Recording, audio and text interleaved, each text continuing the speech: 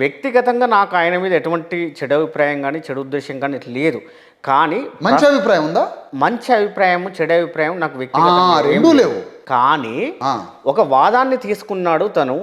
మీరు బహుజనవాదం వైపు మీరు ప్రయాణం చేస్తున్నారు. కలిసి ఈ నాయకత్వం ఈ సమన్వయ లోపం లేకుండా కలిసి పనిచేసే అవకాశం ఏదైనా ఉంటే చేస్తారు కదా అనే ఒక సదుద్దేశంతో అడిగిన. ఎట్లా సదుద్దేశం అయింది అని అంటున్నా మురళీబాయ్, మనిద్దరి మధ్య జరుగుతున్న ఈ సంవాదన 3 కోట్ల మందికి తెలవాలి. అక్కడ సమాజం చైతన్యవంతం అయింది.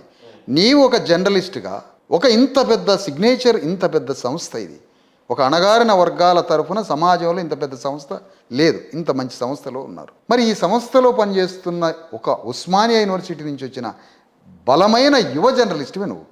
నీకు ఎంత నాలెడ్జ్ ఉండాలి. నీవు ఒక బీసీ వాదం అన్న వ్యక్తితో నన్ను పనిచేయమంటున్నావు. కానీ ఆ వ్యక్తి బీసీ వాదం అని 50 అసెంబ్లీలలో రెడ్లని గెలిపించడానికి తిరిగిండు. అలాంటి 50 అసెంబ్లీలల్లో నెట్లో కొడితే 50 అసెంబ్లీలలో రెడ్లని గెలిపించడానికి బీసీ వాదం అని బీసీ ఎస్సీ ఎస్టీలందరినీ పోగేసి వాళ్ళని గెలిపించడానికి తిరిగినోడితో నన్ను పని చేయమంటావు? ఏ ప్రశ్న, ఏ సమాధానం?